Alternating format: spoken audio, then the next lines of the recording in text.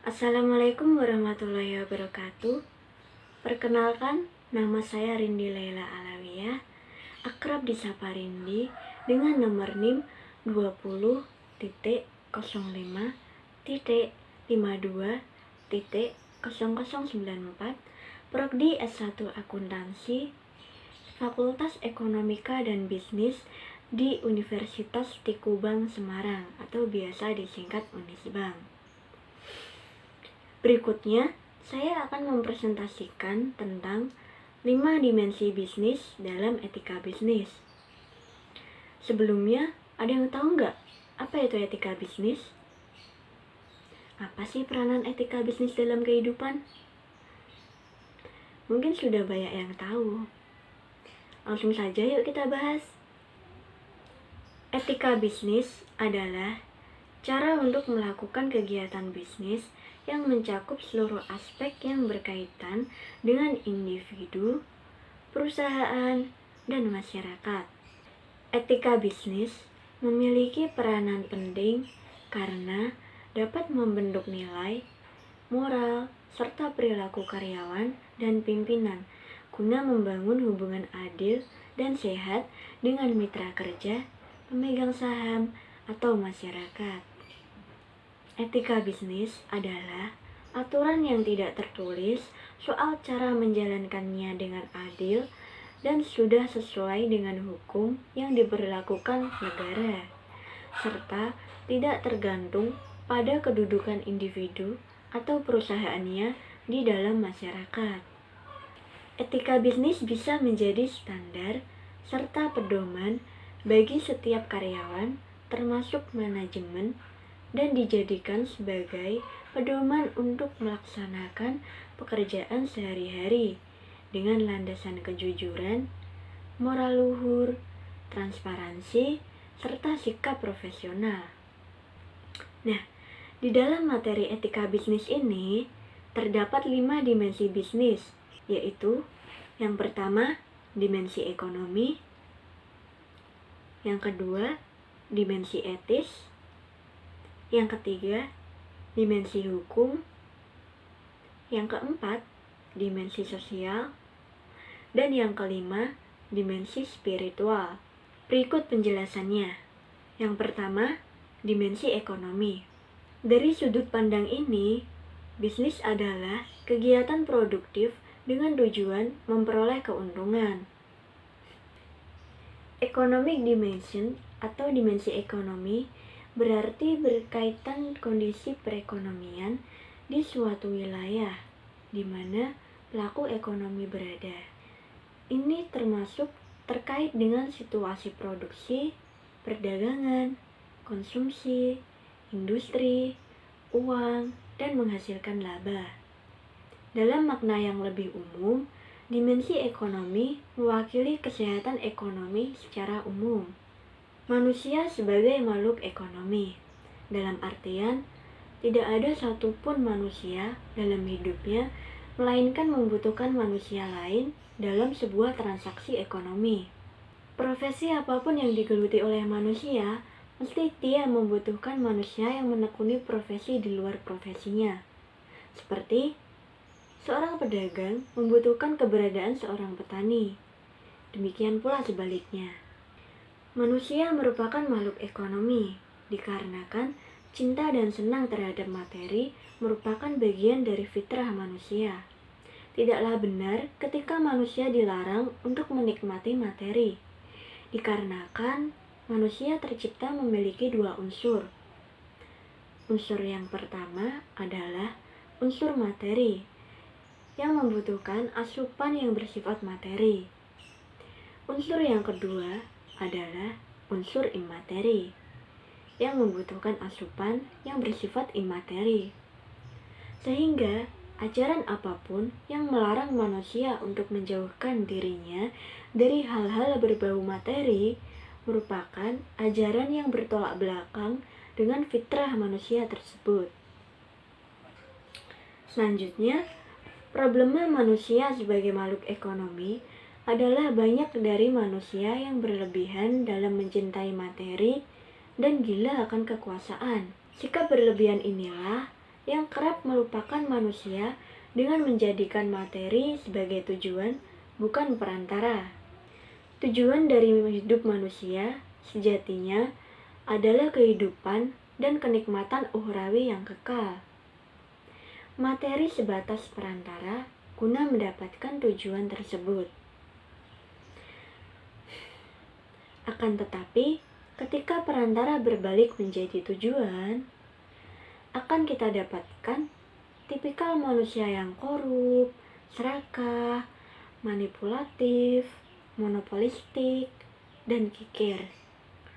Guna menetralisir dan meminimalisir sisi buruk yang ada dalam diri manusia, keberadaan Al-Quran sebagai petunjuk bagi manusia dibutuhkan. Al-Quran memang bukanlah buku ekonomi, akan tetapi satu hal yang tidak terbantahkan adalah terkandung di dalamnya sejumlah ayat yang bisa dijadikan sebagai pedoman bagi manusia dalam bagaimana berekonomi. Sebagai contoh, berkaitan dengan sikap korup, Al-Quran mewanti-wanti manusia untuk tidak bersikap curang. Bahkan, Al-Quran pun mengancam manusia yang kerap bersikap curang dengan adanya hari kebangkitan, di mana praktek curang yang kerap dilakukan oleh manusia secara sembunyi-sembunyi pada hari kiamat kelak akan ditampakkan. Kemudian, ia pun akan diminta pertanggungjawabannya. Menyeramkan, kan? Yang kedua, ada dimensi etis. Dimensi etis yaitu tindakan bisnis sejalan dan tidak bertentangan dengan ajaran agama. Baik itu ditinjau dari kesadaran hewani atau egoisme, manusiawi, maupun spiritual. Kata etis merupakan sesuatu hal yang berkaitan dengan moral atau prinsip-prinsip dari moralitas dan juga berkaitan dengan sesuatu yang benar ataupun salah dalam melaksanakan sesuatu. Pengertian etis adalah jika suatu tindakan tidak menyalahi etika yang dianut suatu kelompok masyarakat. Hal-hal yang sesuai dengan etika itu disebut etis, atau kata-kata dan tindakan-tindakan yang sesuai dengan asas yang disepakati secara umum. Contoh dari perilaku etis. Yang pertama, jujur. Jujur merupakan sebuah sifat yang membutuhkan kesesuaian antara sikap dan perkataan yang diucapkan dan perbuatan yang dilakukan oleh seseorang. Artinya, seseorang dapat dikatakan jujur jika ia mengucapkan sesuatu yang sesuai dengan sebenarnya, disertai tindakan yang seharusnya. Kejujuran berarti dapat dipercaya, setia, adil, dan tulus. Seseorang yang menanamkan sifat jujur akan mendapatkan manfaat baik dalam hidupnya. Antara lain, perasaan tenang, terbiasa bertanggung jawab, dijauhkan dari perilaku melanggar norma, dan dapat dipercaya orang lain. Jadi, jujur adalah kunci utama dalam menjalani kehidupan sosial bermasyarakat. Yang kedua, bersikap sopan. Bersikap sopan adalah keterampilan yang sangat dibutuhkan saat bersosialisasi untuk menjalin hubungan baik, meraih kesuksesan dalam berkarir, dan menunjukkan respek kepada orang lain. Jadi, kepada siapa saja kita harus berperilaku sopan? Kita wajib sopan kepada semua orang, terutama orang yang lebih tua dari kita, termasuk orang tua, saudara, guru, atasan, dan teman-teman. Perlakukan orang lain seperti memperlakukan diri sendiri. Dengan begitu, kita akan dihargai oleh orang lain juga. Yang ketiga, berpakaian rapi. Berpakaian rapi bukan berarti harus memakai pakaian yang bagus dan mahal.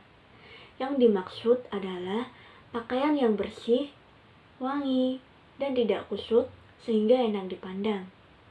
Dengan berpakaian rapi, kepercayaan diri akan meningkat dan membuat nyaman saat berkegiatan, terutama bekerja.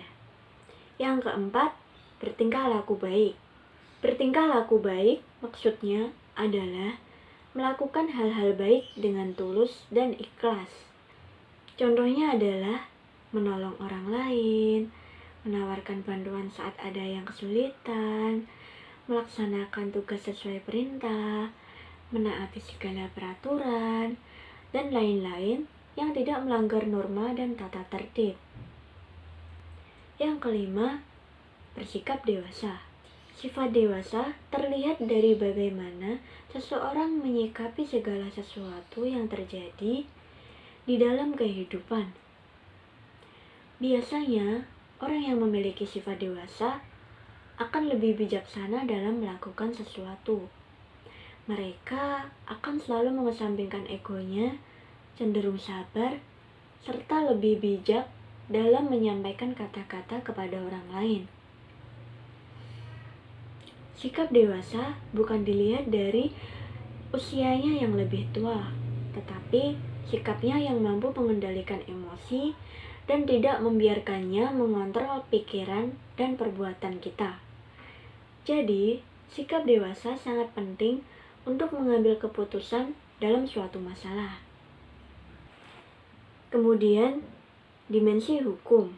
Hukum adalah keseluruhan norma yang oleh penguasa negara atau penguasa masyarakat dinyatakan atau dianggap sebagai peraturan yang mengikat bagi sebagian atau seluruh anggota masyarakat dengan tujuan untuk mengadakan suatu tata tertib yang dikehendaki oleh penguasa tersebut. Hukum dan etika mempunyai hubungan yang sangat erat karena keduanya mengatur perilaku manusia. Hukum dipahami sebagai seperangkat aturan yang memiliki sanksi serta dibuat oleh penguasa agar terwujud kedamaian di tengah masyarakat. Pelanggaran terhadap hukum akan dikenakan sanksi hukum, sedangkan sanksi pelanggaran etika lebih ringan berupa peringatan. Sumber hukum. Terdapat dua sumber hukum yang berlaku di Indonesia, yaitu sumber hukum material dan sumber hukum formil. Sumber hukum material yaitu hukum yang dilihat dari segi isinya dan berasal dari faktor-faktor yang menentukan isi hukum, yakni kondisi sosial ekonomi, agama, dan tata hukum negara lain. Sedangkan sumber hukum formil merupakan sumber hukum yang berkaitan dengan prosedur atau cara pembentukannya dan secara langsung dapat digunakan untuk menciptakan hukum. Salah satu aspek penting dalam masalah hukum bisnis adalah perjanjian yang menjelaskan bahwa para pihak telah sepakat melakukan sesuatu. Dan perlu diketahui, undang-undang hanya berisi aturan dan larangan umum sehingga undang-undang tidak cukup untuk membina hubungan antara pebisnis dan rekan bisnisnya. Yang keempat, dimensi sosial. Dimensi sosial merupakan kajian yang mengkaji pola perilaku masyarakat terhadap lingkungannya, seperti interaksi sosial dan komunikasi. Perusahaan saat ini sudah berkembang menjadi suatu sistem terbuka yang sangat kompleks sebagai suatu sistem. Artinya, di dalam suatu organisasi perusahaan terdapat berbagai elemen, unsur, orang, dan jaringan yang saling terhubung, saling berinteraksi, saling bergantung, dan saling berkepentingan. Hubungan atau jaringan sosial adalah syarat utama dalam menggerakkan sumber daya manusia suatu perusahaan. Salah satu bentuk hubungan sosial adalah kerjasama. Tidak mungkin proses produksi atau apapun dalam perusahaan akan terjadi sesuai harapan kalau jalinan kerjasama tidak terwujud. Yang ada mungkin terjadi konflik, apatis, dan skeptis, sehingga akan merugikan berbagai pihak seperti kerugian perusahaan, kesejahteraan karyawan tidak tercapai, dan rendahnya mutu pelayanan pada pemangku kepentingan. Hubungan antara bisnis dan masyarakat tercermin melalui frase-frase seperti berkontribusi terhadap masyarakat yang lebih baik, mengintegrasi kepentingan sosial dalam operasi bisnis, memperhatikan dampak terhadap masyarakat, dan lain-lain. Yang kelima, ada dimensi spiritual. Dimensi spiritual yaitu kegiatan bisnis yang spiritual atau kegiatan bisnis tercerahkan. Kegiatan bisnis yang spiritual tumbuh berdasarkan paradigma sebagai berikut. Yang pertama, pengelola dan pemangku kepentingan menyadari bahwa kegiatan bisnis adalah bagian dari ibadah. Kita melakukan kegiatan bisnis untuk beribadah. Haruslah bisnis itu sesuai dengan syariah Islam. Karena Islam mewajibkan dalam urusan perniagaan harus sesuai dengan syariat atau aturan mulai dari hulu sampai hilir. Supaya semua kegiatan bisnis menjadi berkah. Karena antara bisnis dengan ibadah memang satu kesatuan yang tidak dapat dipisahkan. Bisnis bukan hanya soal untung rugi, tapi juga surga neraka. Yang kedua, tujuan bisnis adalah untuk memajukan kesejahteraan semua pemangku kepentingan atau masyarakat, terutama dalam bidang ekonomi agar tidak terjadi kesenjangan sosial dan kemiskinan yang meluas dalam negara Indonesia. Yang ketiga, dalam menjalankan aktivitas bisnis, pengelolaan sumber daya alam yang menjamin pemanfaatannya secara bijaksana dan menjamin kesinambungan persediaannya dengan tetap memelihara dan meningkatkan kualitas nilai dan keanekaragamannya.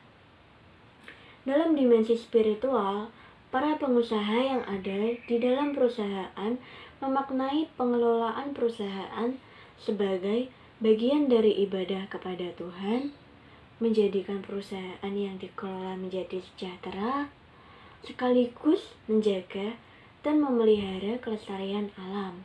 Namun, pada kenyataannya masih banyak pelaku bisnis dan oknum yang belum sepenuhnya mengikuti ajaran agama dalam menjalankan praktek bisnisnya. Itu tadi 5 dimensi bisnis dalam etika bisnis. Dari kelimanya dapat ditarik kesimpulan bahwa masing-masing dimensi saling terkait satu sama lain demi mewujudkan etika bisnis yang baik dan benar, sehingga saat praktek berbisnis paham dengan apa yang harus dilakukan dan apa yang harus dihindari. Karena semua perbuatan akan ada pertanggungjawaban, baik di lingkungan maupun di akhirat kelak.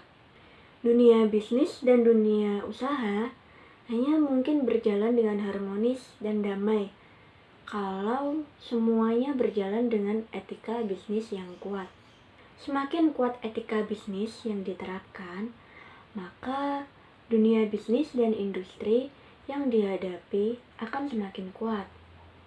Artinya, dalam sebuah komunitas, bisnis dan industri harus lahir, berkembang, dan bertumbuh terus praktek-praktek etika yang kuat. Itu sebabnya terlahirlah apa yang disebut dengan kode etik. Itu sebabnya terlahirlah apa yang disebut dengan kode etik. Profesi bisnis yang dijalankan oleh para profesional akan menjadi baik dan berkembang dengan baik kalau didukung oleh kode etik yang kuat. Semua gerak-gerik, perilaku, sikap, dan tindakan bisnis tidak boleh bertentangan dengan kode etik profesional yang sudah dibangun dan disepakati. Dan siapa saja yang terbukti melanggarnya, maka akan dikenakan sanksi berat karena dampaknya sangat merusak. Pelanggaran etika bisnis yang dilakukan oleh perusahaan akan berakibat sangat fatal bagi kehidupan ekonomi suatu negara. konsumen akan menjadi korban utama yang paling banyak menderita atas pelanggaran etika bisnis ini. Kemudian, perusahaan itu sendiri juga akan menderita karena kehilangan kepercayaan masyarakat atas produk dan jasa-jasa yang ditawarkan.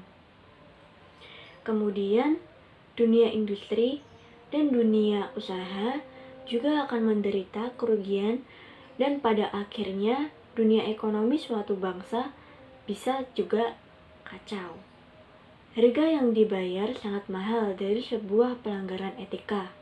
Perusahaan itu bisa saja langsung ditutup, dan sangat mungkin mereka bisa dijebloskan dalam penjara bila terbukti melakukan perbuatan pidana, penipuan, penghinaan, dan lain sebagainya. Itu saja yang dapat saya sampaikan dari 5 dimensi bisnis dalam etika bisnis. Mohon maaf apabila ada kekurangan dan salah kata. Apabila ada pertanyaan, kritik, dan saran, silakan hubungi via email atau WhatsApp. Sekian dari saya. Wabillahi taufiq wal hidayah. Wassalamualaikum warahmatullahi wabarakatuh. Bye-bye.